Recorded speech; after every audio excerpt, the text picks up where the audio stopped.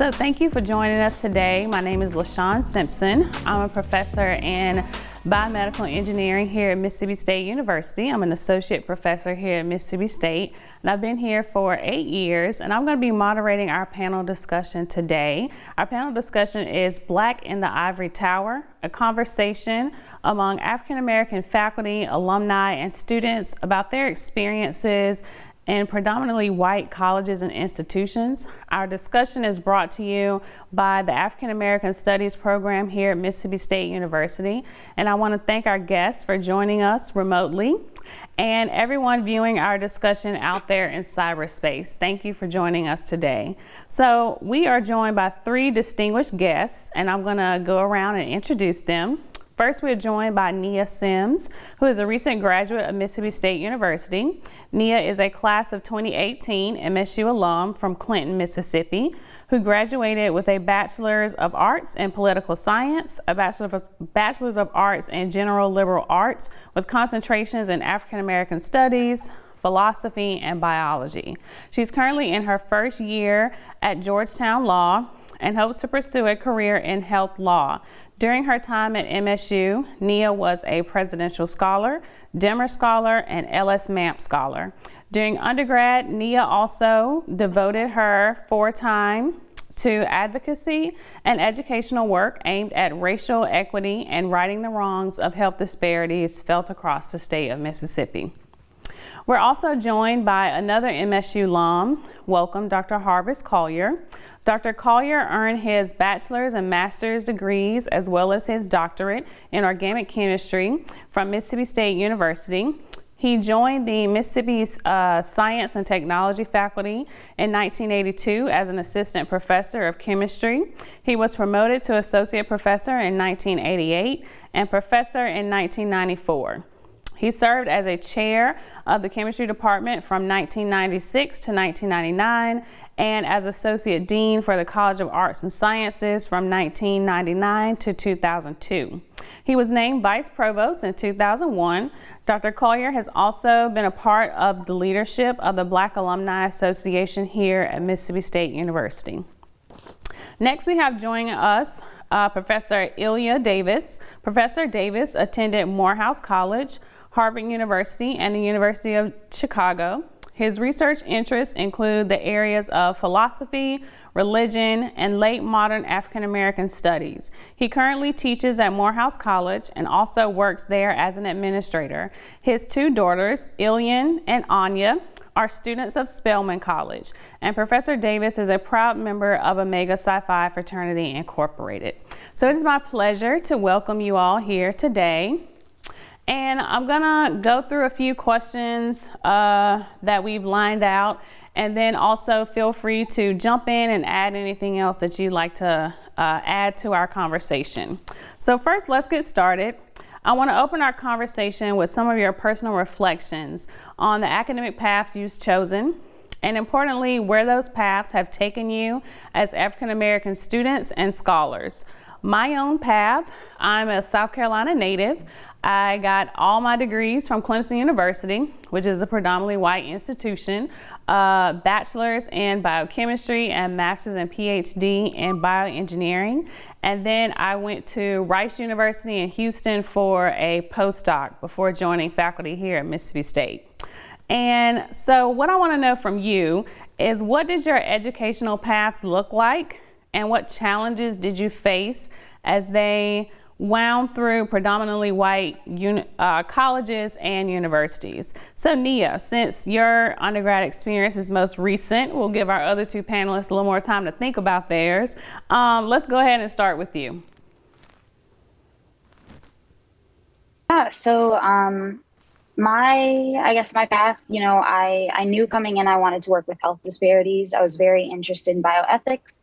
I think that the problem for me was it's hard to kind of chart out what that yellow brick road is going to look like. And so in navigating predominantly white institutions, particularly the PWI that is Mississippi State, it was challenging, to say the least, for me to, seek out those mentors that not only could speak to my interests, but looked like me. And so I was at least lucky to have faculty mentorship and in people that, don't necessarily identify with my background, but being able to have that ongoing conversation of informing them, why my perspective is what my perspective is.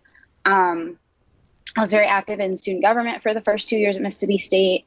And then I transitioned to working with the alumni delegates for my last 2 years at State. And so also in, being involved in different student groups, being involved in the Honors College and the Presidential Scholarship, I often found myself being one of the only Black people in that space. And so I always wanted to kind of be a waymaker in that space and make sure that my interaction and my presence, is paving the way for people coming after me. I was never really okay or comfortable in, being the only person there, and then being okay with me being the last person of color in those spaces.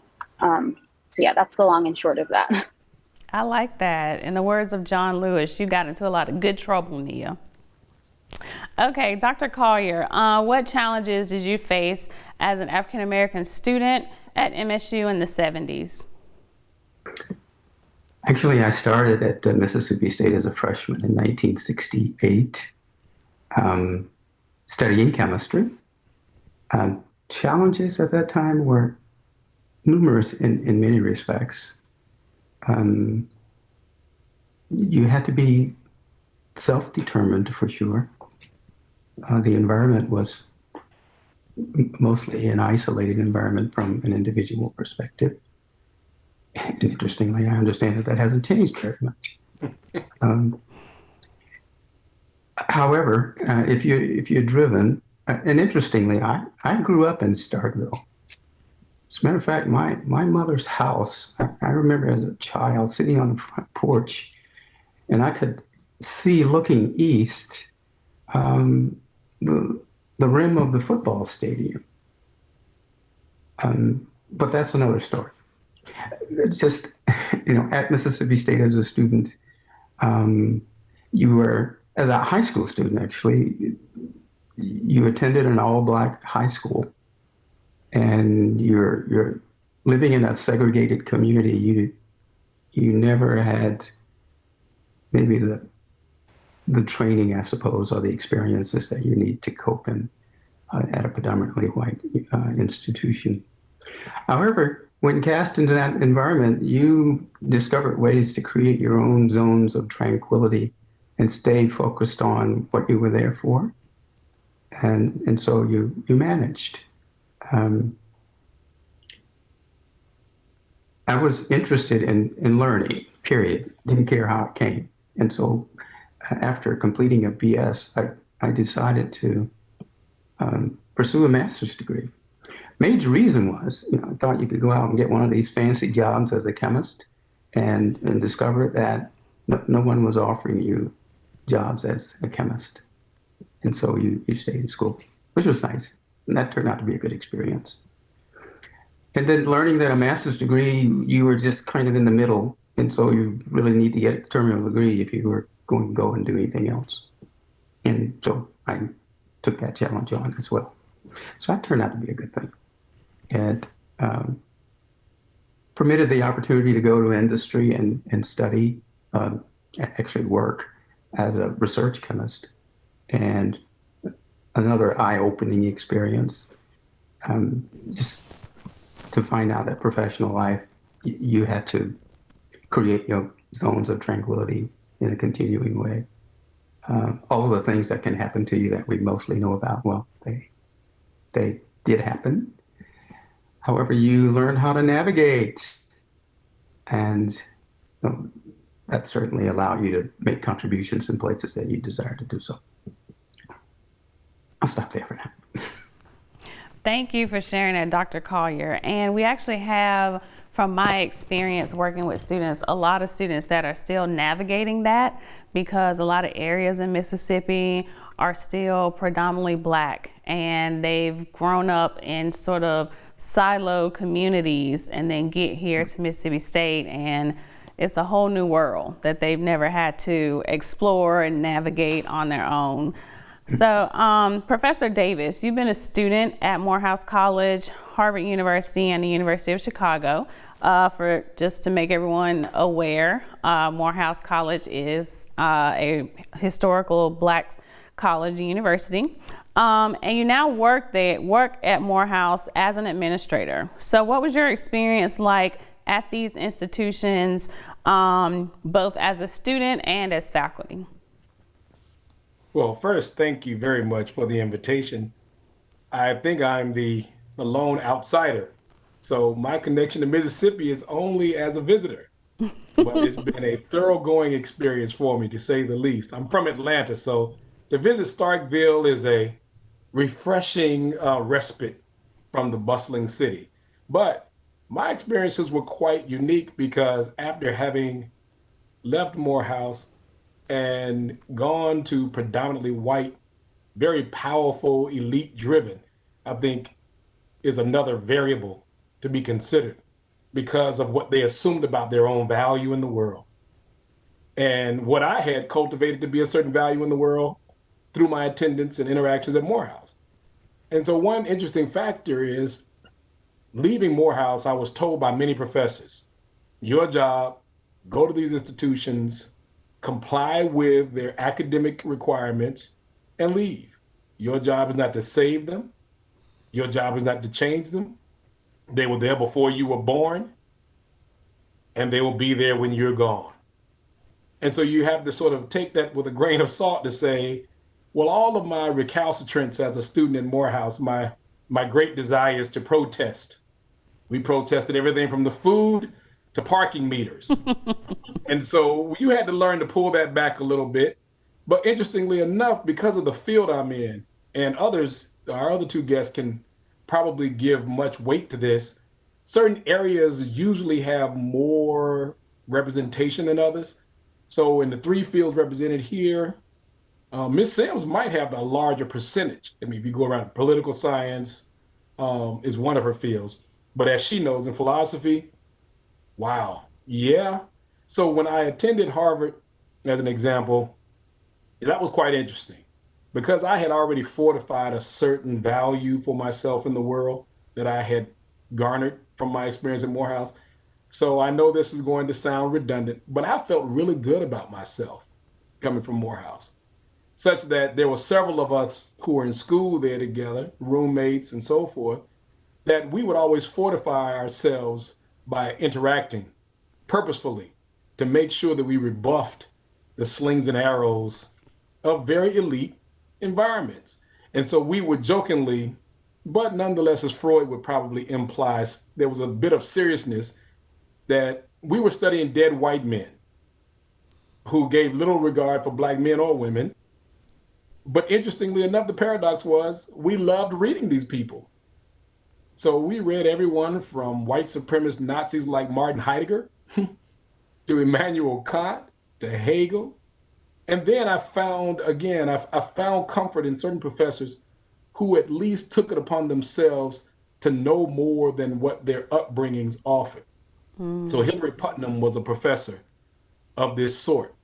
I love that man deeply. A Jewish brother, grew up in Philadelphia. He and Noam Chomsky attended elementary school together, and Dr. Putnam had been at Harvard for almost 50 years, I think, founded the philosophy department at MIT.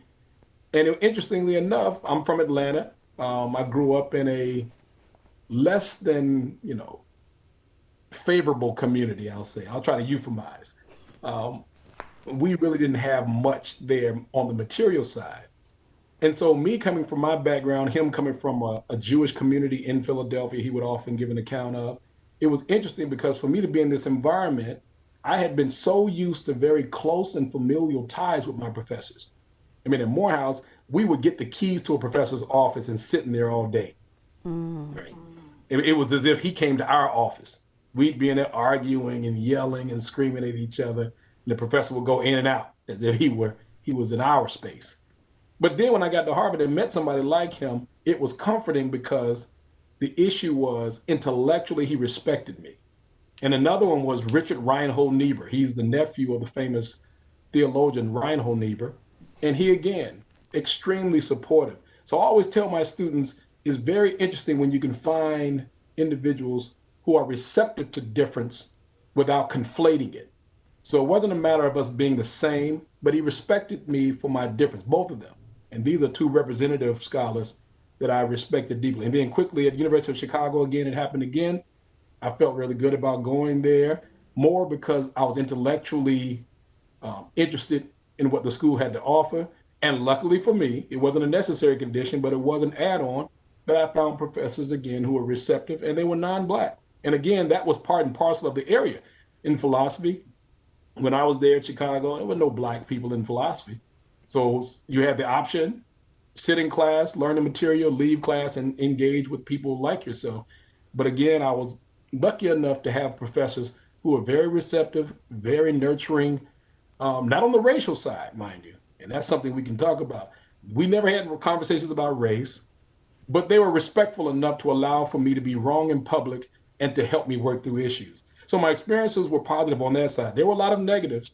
I had been, earmarked for a potential criminal by security, questioned whether or not I legitimately belonged in the space. I even had one gentleman in a clothing store question whether or not his tax dollars paid for my education and whether or not I had a right to them. So it was quite interesting living in Chicago. North Mississippi. Right. So moving on to our next question. Mississippi State is one of the most diverse institutions in the SEC. Our African American student population is close to 20%, and that still lags far behind the percentage of African Americans in the state of Mississippi according to population, but places us at the top of our peer institutions in the SEC. And no matter what they say on Twitter, Mississippi State is not an HBCU. It is a predominantly white institution. So beyond these numbers themselves, which are certainly important, not trying to downplay that at all, what do you think should our priorities be regarding diversity here at Mississippi State, primarily looking in terms of faculty, in particular the recruitment of faculty of color, programming and curriculum, but certainly there are other aspects of this issue that we can explore as well. Dr. Collier, I'm going to start with you for this question. Well, of course, it's an age-old challenge for most PWIs, and despite the numbers at Mississippi State University, it's still a strong issue. The concern about inclusion, diversity, access for citizens of the state of Mississippi is still critical. And higher ed, and Mississippi State being one of the leading institutions in the state, is still challenged by adequately recruiting students of color, faculty of color as well, and retaining students. I looked recently at retention rates and graduation rates for Black students at Mississippi State. And the first time I saw that, I had no idea that it was as poor as it was. And I was literally appalled by what I saw. And I have to make this note because I had an opportunity to sit and listen to all of the resources that are provided to students, presumably that would help them be successful. And on naively sitting there and listening, I thought to myself, well, based on all those resources available to students, Mississippi State shouldn't have a problem with student retention and graduation rates, at least student of color. But that wasn't the case. And then the stories I've begun to hear about the challenges the university says it has in attracting and recruiting Black faculty and retaining them appalls me as well. And despite the common kind of rhetoric that's offered as explanations for why this is, it's still inadequate.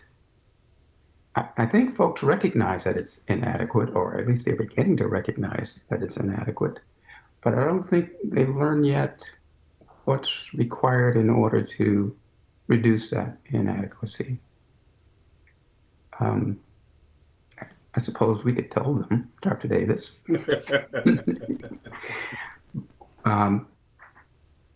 But I don't know. For Mississippi State, I'm hearing recently that they are approaching a transformational desire to make a real difference and to change things. And so perhaps there's opportunity. Thank you for that. Definitely appreciate you echoing the rhetoric of, why there are problems with recruiting Black faculty and keeping Black faculty, but, how do we change that into action, right? So Professor Davis, let's get your take on that. I think it's a quality and quantity. I think the percentage of Mississippians of African descent is about 38%, I believe it is, the last time it was checked. And so it's nice to hear 20%, but even if it were 50%, it's still a qualitative issue. It's a quality issue. And so I've been in, think about this. I always tell students by analogy, South Africa is predominantly Black, right? So you can follow the analogy there. The issue can't be numerical. It can't be quantitative. The quality of life for these students has to be such they can sense the value in the air. And so notions of diversity are quite interesting to me because people have reduced it to numbers. I remember sadly hearing Collier, Justice Collier, make an argument about what constitutes a sort of minimal number of non-whites at a university to constitute diversity. And he flippantly was calling numbers, is it 5%, 8%, 10%? And the attorney arguing was for the University of Michigan. And it was a woman, and she was brilliant. And the point was, I will not give you a number. The quality of life must be different. And when we get to that point, then we understand ourselves to be moving in the right direction. So I appreciate and understand, the numbers can have a value, but it has to be infused within the curriculum at an institution. The students that I've visited Mississippi State now on, I think, 2 times in the last 3 years. And I've had a wonderful experience. The students are wonderful, brilliant students, insightful students, but there's always a sense of, is it mine? And I think the ownership is very important. Mm-hmm. I encourage students, when it's opportunity, when people like Ms. Sims, when it's time to graduate, I've known students that have great aversion to marching across that stage because they've earned the degrees, but it's as if I don't want to have any engagement beyond the requisite or the required, mandates. And I always tell students, walk across the stage, because when Ms. Sims walked across that stage, a whole lot of people were upset. And maybe it's just, again, my sort of recalcitrance, but I would have loved to have seen her walk across the stage and just look around and watch people. Oh my God, yes, that Black woman who walked across that stage. And it would be wonderful to hear what she endured. And so the quality of life has to be substantial enough where students believe that the school is theirs. Now, I know a lot of administrators will say, well, how is that? Well, you have to have ongoing conversations with your community. Nobody's asking for agreement, but we are asking for honesty. Don't assume just by having that student that's going to meet the requirements for their feeling at home in that environment. It's very difficult to feel at home. And especially for Black women, I always say to myself, it's not merely their race that's being questioned, it's their gender being questioned, legitimacy of it. And so when I was in graduate school at these predominantly white, what I call historically white colleges and universities, people would often question your presence, not by what they said, but how they treated you, as if you were visiting. And I think that these are the things that tear away. And the last thing about faculty members, Mississippi State fits into multiple categories. One of it is rural. So as you all know better than I do, it's hard to get brothers and sisters to work in rural environments if they weren't reared in rural environments. Because I'm thinking, how many people who grew up in Manhattan and LA and Atlanta say, oh, let's move to Starkville. And I think there are reasons, but we're going to have to be more purposeful in how we create. University of Georgia, the only thing that saves them is 50 minutes from Atlanta. You understand that? Right. If they had been 2 hours from Atlanta, it would have been a problem. But 50 minutes, people can live in between 25 and 25, you're good. So I do understand that pain that Mississippi State has of recruiting people, because you're really going to have to create a different type of stimulus and an environment for individuals to say, listen, not only are you going to be a minority professor as you are in that environment, but I'm asking you to give up the glitz and the light of other cities, or even being close to these cities. So I understand the stress and the strain, but again, as a faculty member, my question is, will I feel at home? Are there conversation partners? I mean, is there hostility towards my presence here? And the hostility has to do with the curriculum, whether or not they include me as fundamental to the curriculum, or am I an afterthought, right? Black life should be representative as Shakespeare's Hamlet is representative. Richard Wright's Bigger should be just as representative. Toni Morrison said, I mean, all these individuals are representative of what possibilities there are for human existence. And so it should be that way versus, well, let's turn to the Black thing. And that's problematic. And it doesn't just happen at Mississippi State. It happened at Harvard. It happened at Chicago, and I'm sure other schools. But when people talk about diversity, it has to include the infusion of legitimate and genuine engagement with others. It can't be the sort of flowery, very, what do you want to call it, superficial engagement by saying, come and sit in the class. No, ownership is important. I love that. Thank you. You brought to mind a quote from Maya Angelou. People will forget what you said, people will forget what you did, but people will never forget how you made them feel. So definitely create an environment where you feel included, where you feel seen, and as you said, making it your own, where you feel at home. Ms. Sims, let's hear from you on this topic. Yeah, I guess, first of all, I want to echo everything that has been said. The conversation about diversity rarely includes the note of talking about meaningful diversity. And so I always say that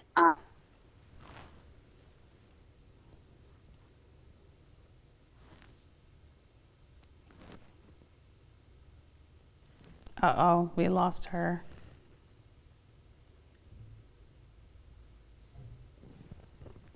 Are you able to hear me now? Yes, we got you back. Okay, so sorry about that. No, but yeah, I'm a big proponent of the idea that diversity is meaningless without inclusion. And so in having these conversations about diversity, it's harmful and offensive for, the university to reduce Black students down to a number on a brochure. When, once they're here, they're basically kind of just there. They're forgotten about. They're left out in the cold, like you were saying. Like Dr. Davis was saying, we're left out of the curriculum. I remember when it was time for me to graduate, because I had so many minors and majors and whatever else was going on. I had to make the argument to administration to let me count African-American history after 1865 as a history credit. Nobody's disputing that it's a history class. Nobody's disputing that I did the work. Nobody's disputing that I did really well with the work. It was a 4,000 level class, and they wouldn't let me substitute it for a 1,000 level class in substitution for like early American history. And so I think, stories like that really get at the heart of what's really going on here. You can't force you can't, think you're doing well enough by having a population present with the presupposition that they're going to automatically assimilate and be happy about it. And for me, being a Black woman in most of these spaces, I have to become comfortable in the fact that my presence is protest, regardless. Somebody's always going to be unhappy with me, with what I'm doing, with literally just me existing, breathing, and being who I am and doing what I do. And so, ownership is a good starting point. And I think Black faculty retention is a giant piece of the puzzle. That's a hard sell when you're talking about Starkville, Mississippi. But yeah, I'll leave it at that. Right. Thank you. So let's talk about HBCUs, historically Black colleges and universities. So they continue to pursue a robust mission to educate students regardless of color in the country. So there's no question about their continuing importance and relevance, especially given the fact that our current vice president graduated from an HBCU. My question is about the important role do you think they should play in our current social and political climate? Professor Davis, we're going to go to you first with this question. Okay, the reason I'm laughing is because I was in a seminar, and it was an international seminar that was being recorded through this a similar platform. And so I was the only one that we would say of African descent. And somehow the protests from this past summer were broached. And my former graduate school advisor, who lives in Israel now, when the question was posed, he said, well, Ilya, I guess that's your question. So I'm thinking about the HBCU. I guess that's yours, yeah. But I welcome it because one of the beautiful things about our environment, one thing we do is I tell people, you will never have certain questions. Certain questions just don't arise. College itself is replete with questions of identity, place, station, where do I go from here? You name it. When you look into the starry heavens above, everyone in the world asks, is there something other? So these are just perennial questions of college. But the added feature of race is oftentimes an albatross. And so instead of it being an albatross in our environment, it becomes something of a cadaver. Well, we cut it up, we analyze it, and we analyze it to the nth degree. And so I think it just creates an environment that's conducive to feeling comfortable with questioning what oftentimes isn't allowed. So many of our students, particularly at Morehouse, we have a large contingency of students who were they were the black kid, right? And I have one kid this semester who's a freshman. He had gotten accepted to Harvard, and I think he had interacted with them, and he interacted with Morehouse. And at that point, he said, you know what? I made the best decision. I'm tired of being the guy. He said, I was just tired of it. I couldn't carry it anymore. And so I just wanted to figure out not some notion of essentialized, authentic blackness, but for whatever I'm going to be in the world, I can at least take that weight off and allow myself to have these other problems. Am I gay? Am I heterosexual? Do I like math? Do I like history? These are just basic questions versus, am I a black gay? Am I a black mathematician? Am I a black historian? Right. And it's implied. And so the beautiful thing about historically black colleges, and I would not want to imply the reductionist notion that they're all the same, but one thread that permeates them all is that you don't have to ask if you belong here. And if you do, that's a problem. It is assumed you belong and you must take it by the reins. You must control this environment. So when we think that things should be provided and offered intellectually, I think we have a level of ownership, as Ms. Sims was saying, and a priority, right? You're not a second thought, you're a primary thought. And I appreciate that. My professor who taught at Hebrew University, from Brandeis University, it means something to be the center of attention. This notion of the periphery is overwhelming to carry. And so it's just a wonderful, and it allows for learning to be transacted without someone saying, how do your people look at this? No, how do people? And so one of the difficult things is I teach philosophy. I teach a lot of dead white men, but we always ask the fundamental question, is it something about our Weltanschauung, our worldviews that would somehow enhance what you're learning? Because I don't live in Wonderland. They will leave Morehouse and will be in predominantly white areas. And so we're not telling them don't be prepared. What we're saying is you will leave here with the ability and the capacity to respond to the world in ways that I think are very unique about HBCU. So you get a Kamala Harris, who's going to be vice president, is vice president now, a Raphael Warnock, who's a senator from Georgia. He was 3 years behind me at Morehouse. And I think what they will both bring to bear is the fact that we know how to bounce back from those indictments of our humanity. Because every class, without exception, chemistry class, I have a professor at Morehouse, brilliant professor. Race comes up in chemistry. He does a little history, he does a little, practicality, but the idea is, gentlemen, when you stand in the lab, don't think you're just another scientist. People are asking questions, and they are going to treat you commensurate with their presuppositions about your value in place. So don't. And sister up at Georgetown, bless her heart. I've had students up there, right? And we need to keep her on in our prayers or our thoughts, because there will be those dark days when she's saying, you know what, I'm done. I mean, this is a burden that Black people have carried, and it's unfair. It is absolutely unfair, to the point where she's going to have friendships predicated on whether or not she thinks race is important. That's problematic. Some people won't engage because she gives it too much weight. Others won't engage because she gives it too little weight. Where does she go to find peace? Right? And I think that historical Black colleges create an environment of peaceful thought and reflection and critical analysis. So when I do leave, and when I did leave, I was prepared. And the last bit is this. I was trying to retrieve my grades at Harvard one semester, and I walked into the registrar's office and asked for my grades from the past semester. The registrar asked me, was I a student at the school? Was I a student? Now, interestingly enough, I'm wondering to myself, what Black person from the streets of Cambridge walks into an office and asks to see Ask grades? for grades, right? Of all the things, maybe do you have any change in your pocket? Do you have something to eat? Grades?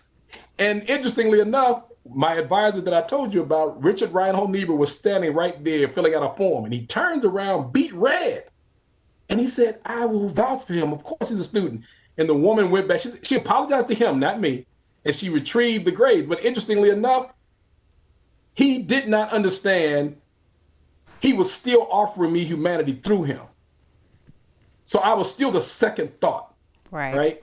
Even the tertiary quid of Du Bois's, even third, because the point was, he apologized and said, I looked him in the face. I said, Dr. Niebuhr, I'm good. I attended Morehouse.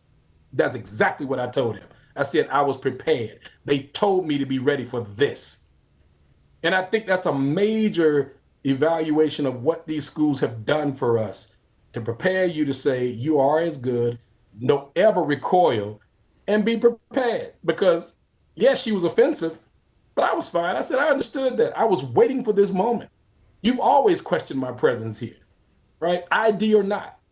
So I think that is a great value, and it can happen in other schools. We always call Rutgers in New York, it's the Black public school, schools like that. And I guess Mississippi State too, with your 20+%. Right. Ms. Sims? I was having a little bit of trouble with the question, like with my internet while you were asking the question. Could you repeat the question, please? Okay, yeah. The question is about the role of HBCUs during this current social and political climate. Oh, yeah, definitely. I want to echo everything Dr. Davis said. I am actually one of the few people in my family that did not attend an HBCU. My mother went to Xavier for undergrad, and so I got to see throughout her career and her, network, being a part of a small community of Black physicians in the country, seeing how HBCU experience has, helped them forge those bonds early. And so, especially with now, it's been interesting. It was interesting to watch my brother's college application process. He just started his freshman year at Howard, and just like seeing how free he feels, throughout his freshman year, and like, I guess juxtaposing that with just a lot of the heaviness that I felt while I was at Mississippi State, trying to figure out how to navigate that space. Because it wasn't necessarily even that I was at a PWI. I went to Clinton High School. I'm not unfamiliar with the experience. It was that I think because of the way that Clinton chose to integrate, and the way that it was integrated, especially during like the early 2000s, late 2000s, 2010s, et cetera, it wasn't that adversarial experience for me pre-college. So I got to Mississippi State and I was like, oh, this is how y'all act. And so, it's been interesting to see my brother navigate Howard, obviously, virtually. But it's been fun to like watch and notice the differences between, the role that his HBCU has played, even, just for one semester thus far, and kind of preparing him, and again, like how race came up in chemistry for you guys, how race comes up in his business classes, and how, it's the continuous motif throughout all of their conversations, and how I'm very excited for him to see, what that's going to mean for him moving forward and whatever career he chooses. But yeah, it's been interesting to kind of like see those juxtapositions between my experience, my mom's experience, my brother's experience, and the experience of a lot of my cousins who went to Alcorn, Jackson State, Mississippi Valley State, and the list goes on and on. Yeah. Gotcha. Dr. Collier? Well, I certainly echo everything that's been said. I didn't obviously attend an HBCU, but I have siblings that did, and you'd always hear all kinds of stories, and you can obviously, well, I can obviously see how that educational experience shaped their lives, and they have perspectives quite a bit different from my own in many regards. One of the interesting things that, just reflecting on what's been said, learning how to create and navigate, I should say, your zones of tranquility, I think you have a tremendous advantage as a student at an HBCU in that regard. If someone were to ask me, okay, Collier, how did you learn how to create your zones of tranquility and navigate them? I would have to tell you horror stories.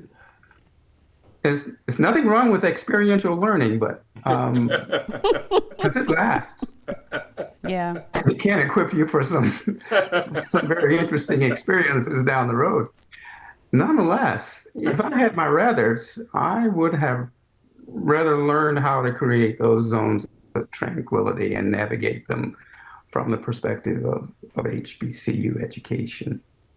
My brothers and sisters certainly testify about that sort of thing. But then when I tell them about the hard lessons that I learned, generally their response is, why did you do that? Or why do you endure that? There's an easier way. Why don't you just? And so you discover pretty quickly that you can make choices in life. And what does it teach you to do aside from endurance? I hadn't talked much about the faculty experience at an HBCU. And maybe I should expound on that just for a little bit, just so you have some better senses of this. I left the chemical industry as a researcher and got recruited to a predominantly white institution that's an engineering school. This is the Missouri University of Science and Technology as an assistant professor. And there were no other Black Americans in that institution when I arrived. And so having spent that much time in the industry, you learned to create your zones of tranquility and navigate them. But you discover that your navigational skills can be quite different at an academic institution. And so every day is a new learning experience and can be. And so you learn pretty quickly how to do that. Others ask, frequently I talk to Black faculty at institutions, and they ask, well, how did you do it? Well, it's not just like that. It's not easily explained. So let me talk to you for a while, and you will begin to understand the what and why you address doing things. And so there are always interesting educational experiences that you can share in some ways to help folks understand that, yeah, you can have a focus of wanting to go and make contributions in a positive way to help people. And I say a professional life in higher ed is one of the best ways ever to do that. You can impact a whole lot of lives of people in this way. But how do you best do it? How do you best navigate the paths that you can travel so you can make those kinds of contributions?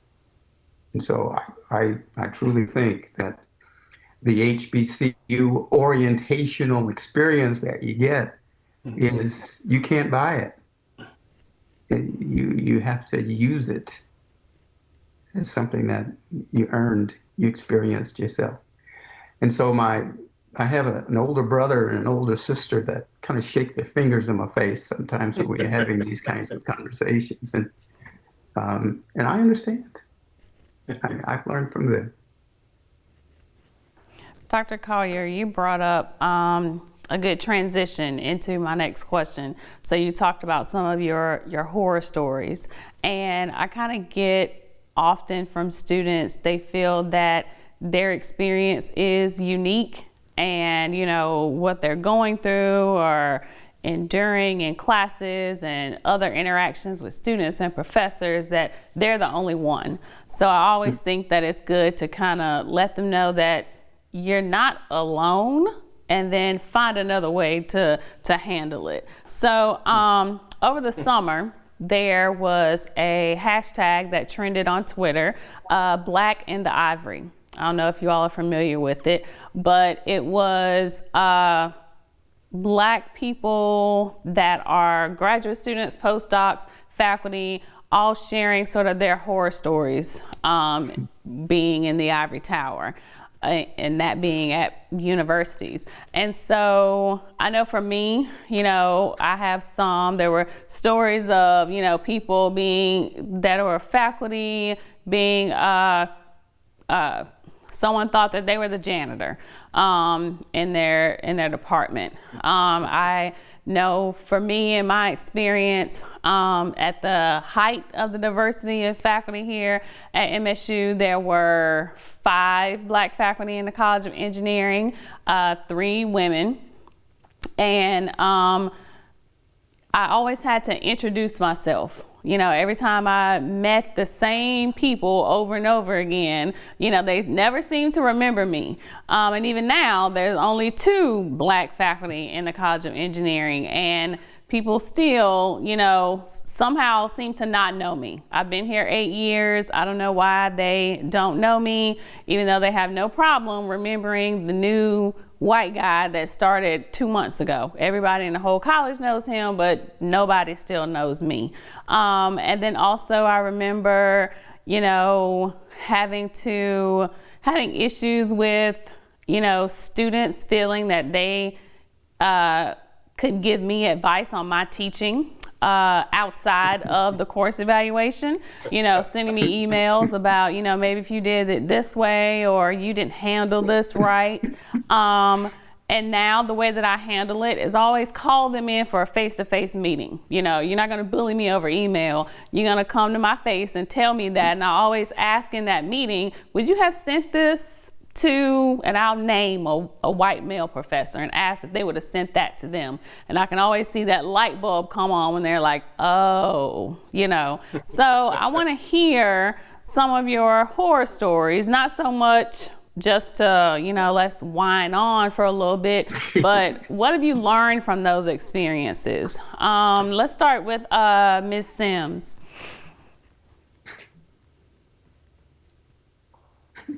Yeah, I guess the most recent experiences that I can pull from are when I was working for a government agency that I will leave unnamed, but I was working in the conservation sector.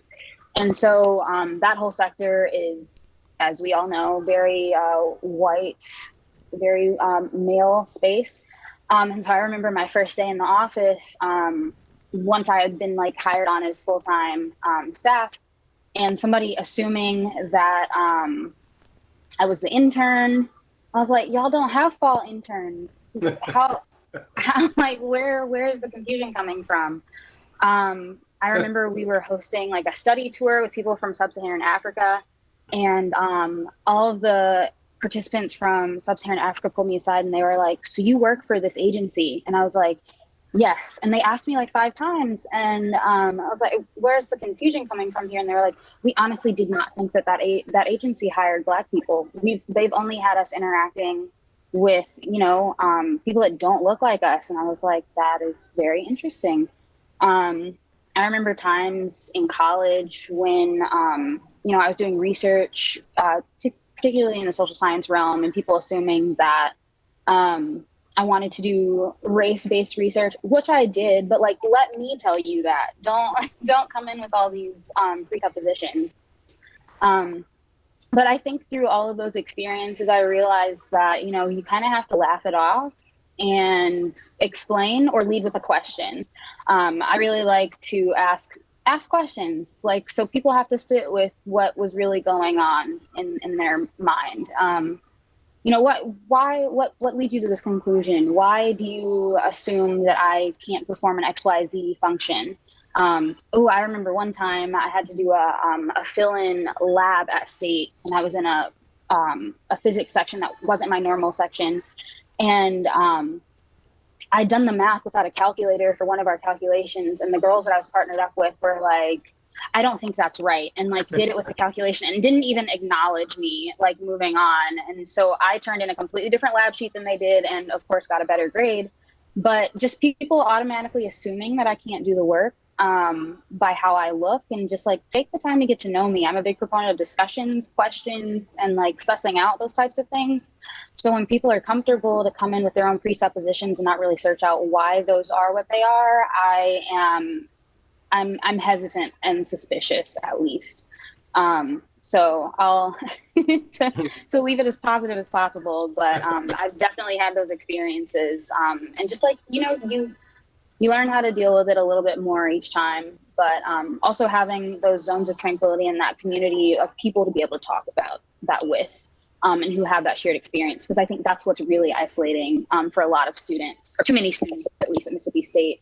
They haven't really carved out their community early enough to be able to withstand, that type of turmoil and disruption to their educational experience, which is why our retention rates aren't that great. So yeah. Thank you. Professor Davis? Something that's interesting is that the nuance of the sort of contemporary racism, and I don't use new cultural studies language. I don't know what a microaggression is. I know what racism looks like, but there are no micro attacks on my humanity. All of them are equally destructive, but be that as it may, this is the interesting factoid, and I think everyone might have a testament in this regard. The on-site quizzes. You meet someone and they believe they have a right to quiz you on what you say you do. Mm-hmm. So I go into a professor's office in graduate school. I won't mention which one of them. I go in, and I had been told by one of my more liberal-leaning professors, white professors, go and see this professor because he's having a small group of individuals meeting weekly, reading the philosophy of Benedict de Spinoza. And I was just getting interested in Spinoza. Oh, I'm excited. So I go to his office. How are you doing? My name is Nia Davis. I am doing work primarily in Immanuel Kant, yes, X, Y, and Z. He sits back and says, what about Kant? This is for Spinoza. He's a modern philosopher. The professor is an expert in modern philosophy. Leibniz, Spinoza. Really? Did you just ask me? I said, okay. He said, what about his thought are you interested in? And then when I finish explaining, without exaggeration, he sits back, okay. Now, the interesting thing is I'm thinking in maybe a year or two, this is my area, not yours. How dare you ask me? And I have to tell students all the time, beware and leery of, you will get these on site. So if I see Miss Sims, what are you doing? Well, I'm doing constitutional law. Whoa, what area? I mean, why do you take privilege in querying me, trying to discover if I have legitimacy? I mean, that's the thrust of it. And something I wanted to return to very quickly, whenever people ask questions like this, and they don't get it, my point is this: I have never in my life known a student at Harvard, a white student, to question the legitimacy of his or her education because there weren't enough black people there. Right? And this is what they don't get. And so I often have to tell them what it means to be an HBCU is to have the level of comfort, even for that brief moment of 4 years that you've had your whole life. You've had it your whole life. And that is, you just did your best at being human. And so when I get these attacks walking down the street at school, there was one occasion, police pull over a black student who was a friend of mine. He was riding past me. They pulled him over, threw him against the gate, put their hands on the gun, told them to be still. You know why? They had this nebulous call, they claim. Someone had stolen a bike. No description. Of course it was him. Of course. And this is in Chicago. They put him against the gate, put his hand on a gun over a bicycle. Let's say he stole the bicycle. Let's grant that, right? He stole a bike. You're going to shoot him for fleeing a bike robbery? I mean, so my point is, if you try to look at as many scenarios to explain the phenomenon, it still turns out inadequate. It's disproportionate to the phenomenon. So he didn't take it. And then he was questioned as to his legitimacy again. Are you a student? Prove to me you're a student. And one thing that we all know that's so frustrating, how do I prove? Because my issue is this: once I prove to you, you can't give back the integrity you've attacked. You can't do this over. There is no do-over. You have no investment in my very soul that you've torn it. I mean, this is what overwhelms us. And so people don't, even when I was in graduate school, I won't speak for him, but when Cornel West got there, it was always this sort of, he along with William Julius Wilson in sociology were the first two blacks to be university professors, which meant that any course they taught would be available in any discipline. Very great honor, quote unquote honor. But nonetheless, the point was still other professors wondering, what do we do with him? Right? How do we interact? How is it that you are a professional and you're still wondering how to respond to blackness? And so all of the attacks that we can sort of anecdotally account for, people say, well, those are anecdotes. Well, that's called an example in academics, right? That's an example. Stop doing that. Well, that's anecdotal. That's an example.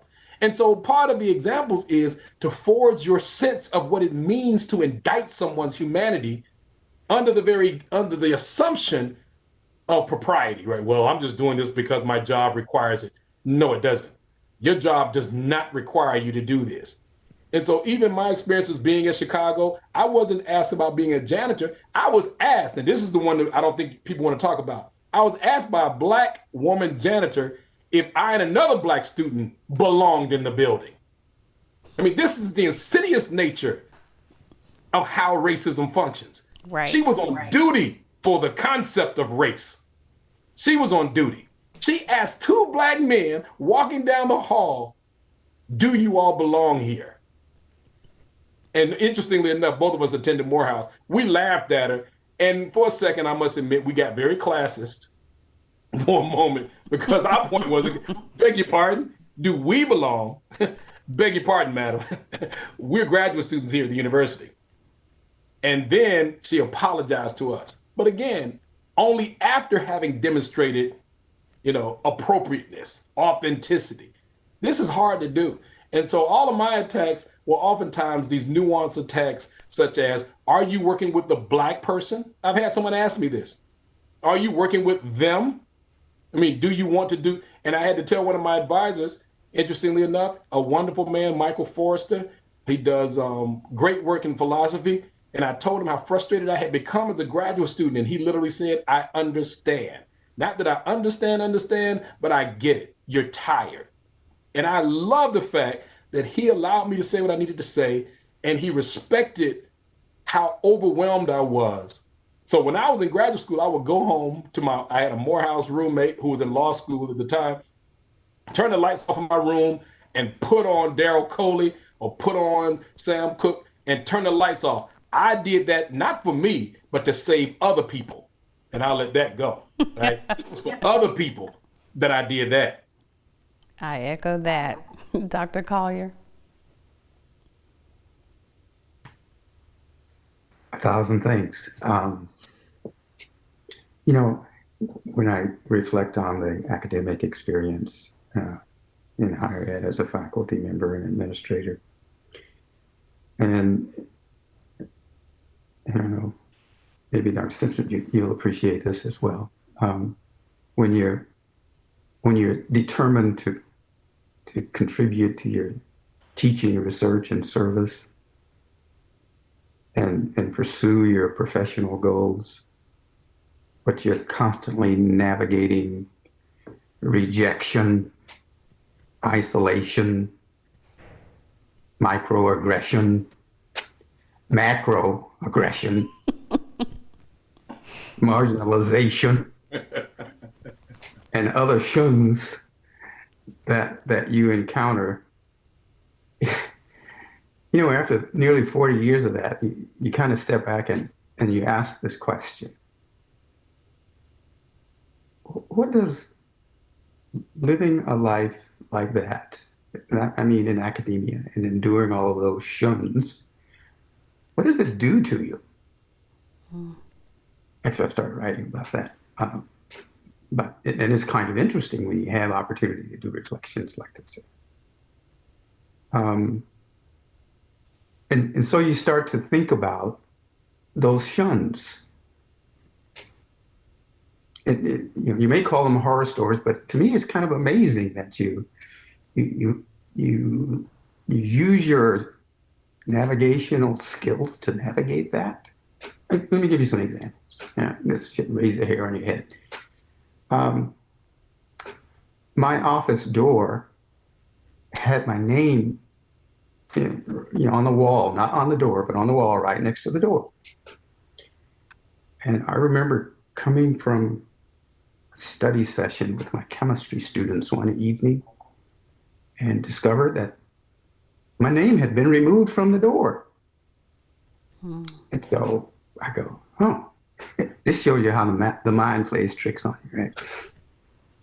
Oh, these are my loving students, and they just love that name, Harvest Collier, and they had to have it.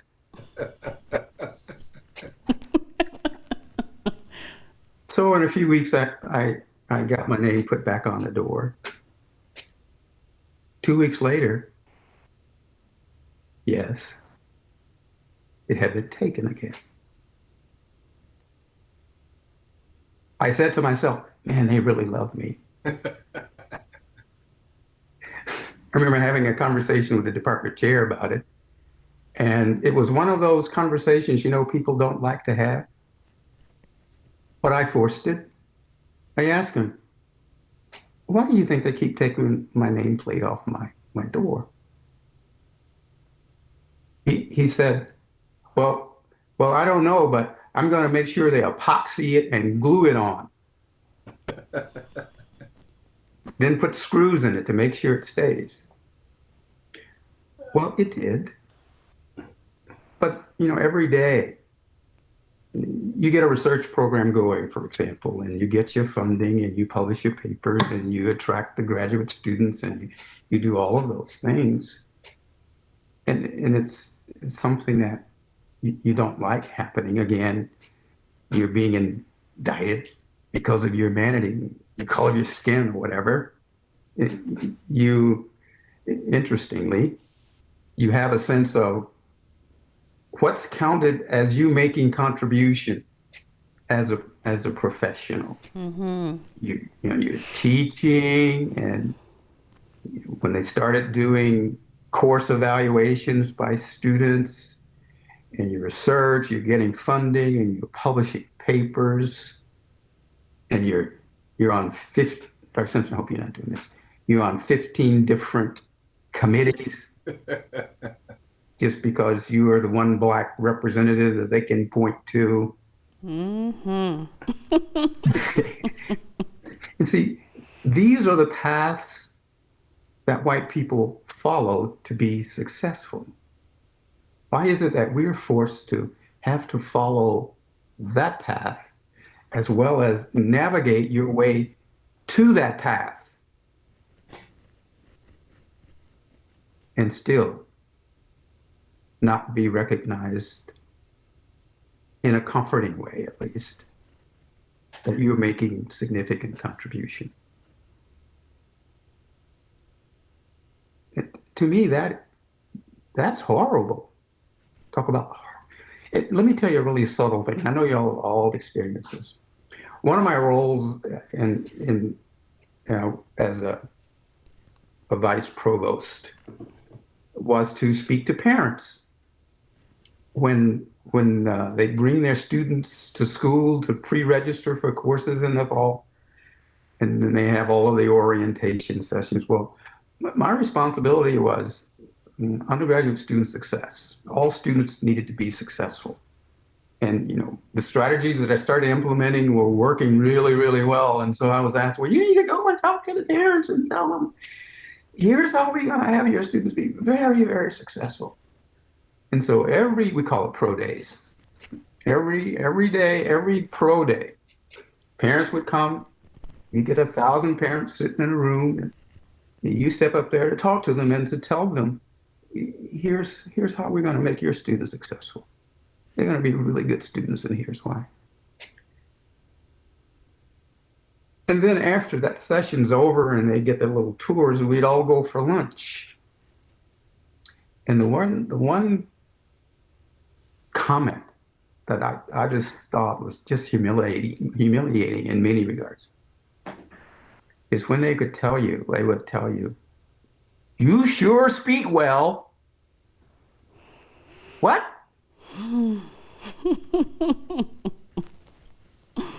Wow. Yeah. And then I started to think about the hundreds of situations that you find yourself in meetings, for example. And this is some pretty interesting psychology, I think. But when you say things, well, you learn pretty quickly. If you're supposed to be part of the group in the meeting and you're making contribution to whatever the purpose of the meeting is, and people, you can count them.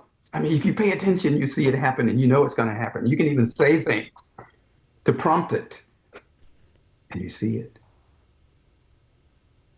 If you are silent, for example, well, Dr. Collier, do you want to make any comment?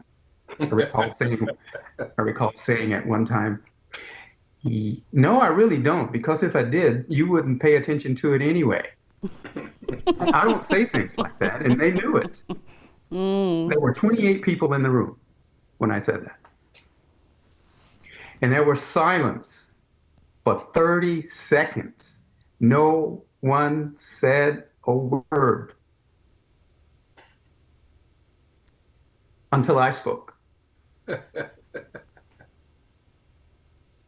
I only had one history professor that was part of this meeting. After the meeting, he caught up with me and he said, hey, Harvest, what did you do to them in there? What do you mean what I did to them? He said, why didn't anybody say anything for that long? I told him quietly, go ask them. He tried to explain it to me once. We went for coffee later and we were sitting there talking, and he said, I did ask a few people why they didn't say anything. And one psychologist said, we didn't say anything because he struck a nerve. Right. I'm glad someone was honest. Yeah. And it just made them speak. But see, these are things that we have to deal with on a daily basis. And why? I know the answer to it. Y'all know the answer to it. But, and why? Right. You still ask the question. And thus, back to my first question. What does living a life professionally in higher ed, what does it do to you? It's an important question. And I can reflect only through my siblings that, a start in HBCU would likely have given you grounds to set off rockets or something, but it would have you have some understanding that coping and creating and enduring and having a passion for doing what you're doing makes a difference in how you endure. And so, yeah, there are plenty of horror stories. And I didn't tell you the worst of them, but the hangman's noose on my door. Oh, wow. To be walking out of your building to your car and a pickup truck pulls up beside you and starts honking its horn, and someone inside yells really loudly the N-word. You know, it just, you could get humiliation if you didn't have earplugs and blinders on. You could see it floating. You could see it floating in the air if you wanted to. Right. And so it's amazing that we wind up evolving a behavior that permits us to endure these environments. I've lost sound in my ears. Okay, I hear you now. Okay. So I could tell you more, but I'll stop for now. Thank you for sharing those. And I mean, I'm enjoying this conversation. I could go on and on continuing this, but I definitely want to be respectful of your time and keep it as close to an hour as possible. I'd love to get some parting words from each one of you. What would you tell that student that belongs to a marginalized community who is facing challenges that each of you have faced similarly? What advice would you give to them? Let's start with Professor Davis. Well, I'll say to them what I say to my students: trust yourself, learn to be wrong, and accept it. The redaction of one's perspective is very important. And so even when those around you are not so receptive to that thinking, you must do it for yourself, because at the end of the day, to thine own self. And I think the more improvement one can make within oneself, to oneself, it makes you a better member of the community. And I think other people will begin to emulate it. Maybe not the people who should, but those who are open to it will. And so I want students predominantly or historically white colleges and universities, you do have a right to be there, right? You have a right to choose your school. Everybody won't like going to a historically black college, of course not. The same way everybody does not like going to a historically white college university. But there is a certain strain and stress that's placed upon us to undermine the value of black intelligence, such that there's a deference shown to whiteness. And it comes home to roost when a person gets in that environment and realize, I could have had a V8, I could have done something differently. Mm-hmm. And for better, for worse, stick with it. I would even tell people, here growing up in Atlanta, attending Morehouse, I would tell somebody from Georgia State, Emory, whatever, come on over. We're here, we're a respite, we're an escape. And people do it. My daughters who attend Spelman, their friends come over and they breathe. Literally and figuratively, they breathe. And sometimes they talk about, I wish I could transfer. And I understand the inclination. But my point is, if you believe that this historically white college provides you with a resource, I don't want to tell you not to take advantage of it. But nor at the same time, do you deserve to have these added features, these added fights, this additional stimulus that tears at you. That's not fair. And so keep fighting, keep pushing. It's yours. Nobody can take it away from you. And it's beautiful to see Sister Sims there, because many people will never understand. They'll just say she was born that way, which is the worst indictment you can make on black intelligence. She wasn't born that way. She works hard. Right. And I had one of my dear friends tell me that before I went to the University of Chicago. He said, never allow somebody to tell you you're genetically predisposed to doing well, which is also makes us the exceptional black, right? That's what makes you acceptable, right? You're not like, and I had a white guy tell me in Chicago, you're not like the rest of them, Ilya. You do these white people. And I said, hold on, what are you saying? No, I don't mean anything. Yeah, you do mean something by it. I'm not special. A lot of brilliant black people applied to the University of Chicago and got rejected. You all decided, let that one in. That's what's called affirmative action, right? When we break you of your tradition and say, you know what, dog it, all right, she can go to Georgetown. Because if we were going to fill schools up, like right now, if I had a choice to choose a lawyer, you better have affirmative action, because I'm going to hire Sister Sims. I'm just telling you. And I understand it. That's how it happens. Right. Brother Harvest is going to be on my team. So you better have something in place to make sure that every now and again, I'll open the door just ever so slightly. But I want people to feel comfortable about what their choices are. Feel comfortable in being wrong. You're allowed to do this. College is the place where you make these extreme errors. It's propounded by your failure to understand you belong, right? You feel as if I can't be wrong because sadly, all Black people are wrong when one Black person is wrong. And that's heavy. So we need resources for these brothers and sisters, and not just physical. They need to really have people who matter demonstrate that they matter. So sometimes the president needs to spend a minute with them. The provost needs to spend some time with them. Stop sending the minions, right, to do your bidding. Come down from there and engage your Black students the same way you do the football team. Right? That's why it's difficult to get Black athletes to corroborate, because life for them oftentimes is just a little bit better. Right? I'm talking about the academics like Sister Sims. Talk to her. And more importantly, not like Sister Sims. Talk to the sister and the brother who got a 2.2, Right. 2.1. Talk to them.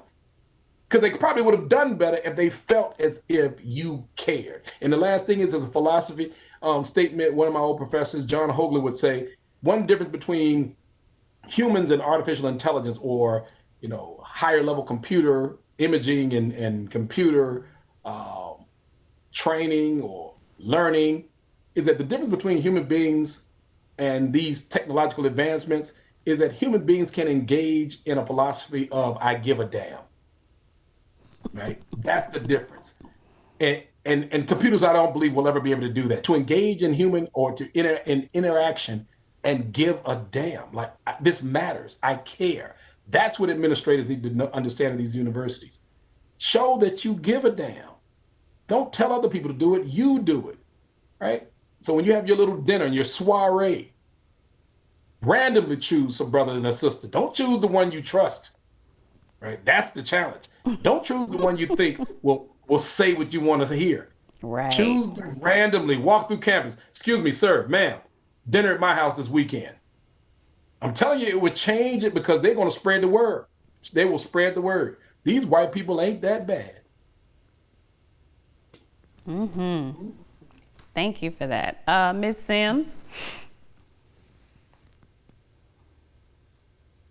Yeah, I can say that I was probably one of the ones that they trusted a little bit more. But more often Yes, than Ms. not, Presidential Scholar.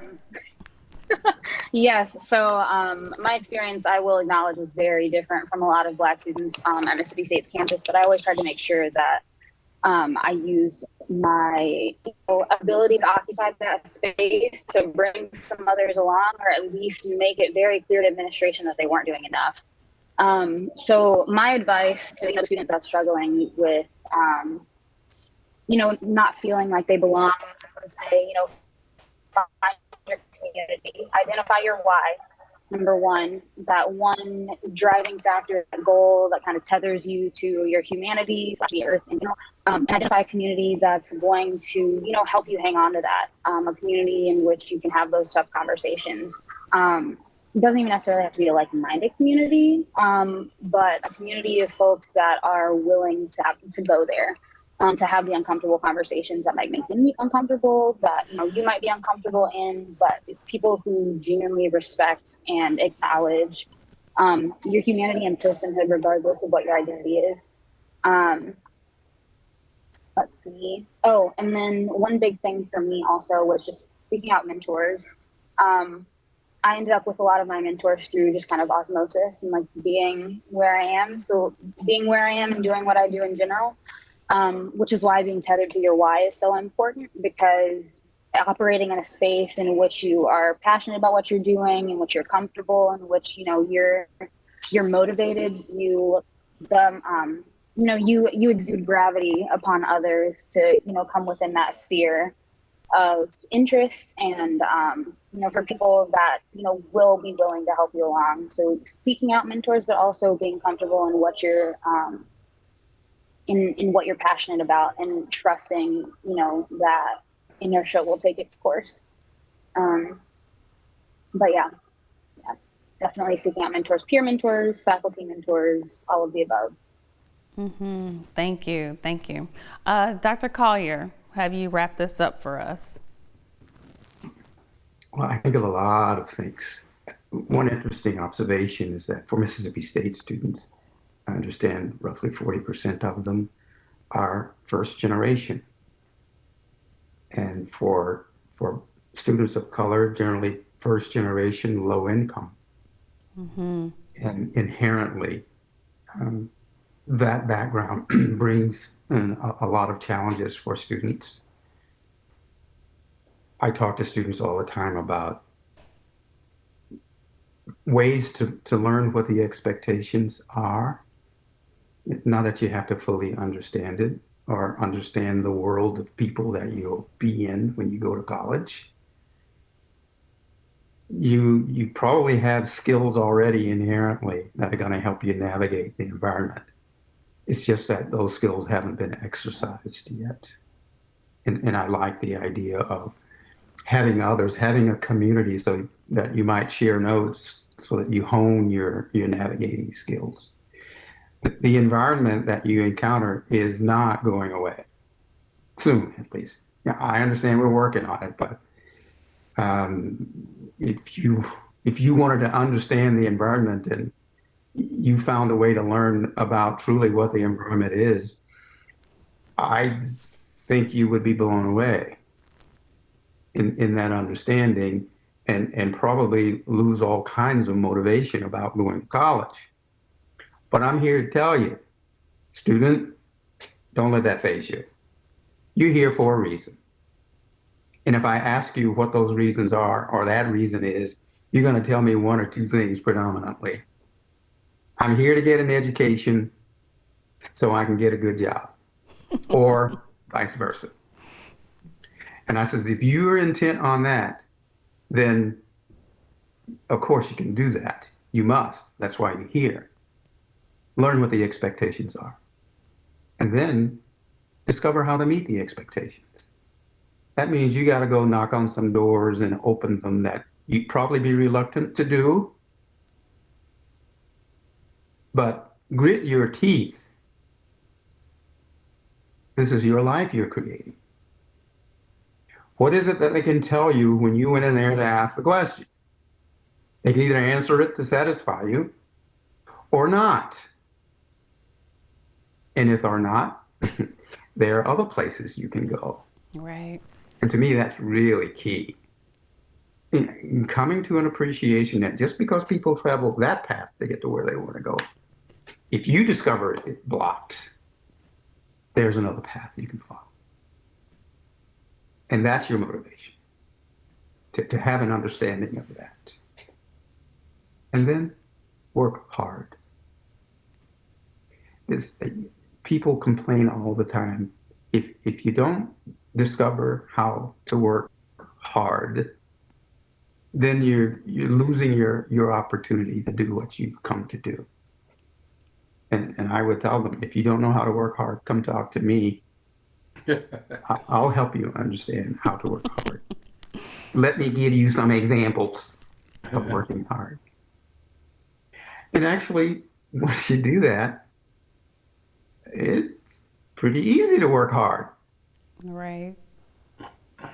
But those are important lessons for students to learn and preferably to learn early. You know, we used to say, well, in a couple of years, they'll figure it out. No. They won't. I'm like Nia. Absolutely not. That is totally unacceptable. You need to figure it out now. And don't be reluctant to ask. And students are so reluctant to ask questions. And I would tell them right away, hey, if you don't know, go ask somebody. You got to become accustomed to that. You're here for you. And so you have to take responsibility for your education. Because only you are being educated. And actually, with the students that do hear those lessons, so to speak. They are motivated by it. I get notes to this very day. Hey, I had an older brother that said I should send you a note because you have some insight about how to do this and that and this. I don't remember your older brother, but what's your question? And so, Dr. Davis, I'm sure, and Dr. Simpson, you all recognize. So, anybody ever come up to you and ask you, so how many students have you taught, advised, mentored, whatever? It's countless. You ever had that question? Right. And I tried to do a calculation for that experience for 38 years.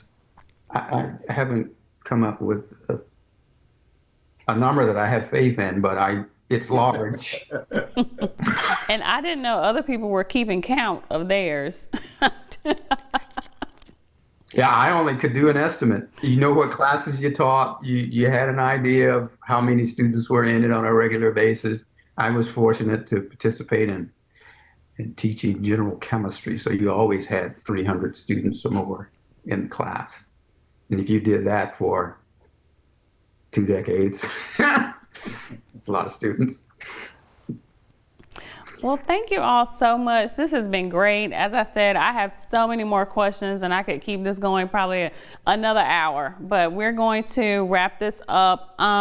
In the last question about what advice you would give students, all of you kind of mentioned this, but I just wanted to share my own story with students. I always tell my students that I didn't do anything perfectly. You know, I wasn't as smart as Miss Sims. You know, I'm here today because I just kept going. You know, Professor Davis talked about it. You know, I got in because I applied, and I won't say I got lucky, but I was fortunate to get an opportunity and kept going. You know, I kept knocking on doors, and as Dr. Collier said, you know, if one person told me no, I found somebody else to tell me yes. So it's not, they're gonna be, triumphs along the way, and there gonna be some strife that you're gonna encounter, but you have to just keep going, and no one's gonna do it for you. So thank you all so much. I hope you all have enjoyed our conversation today about Black in the Ivory Tower, and happy Black History Month.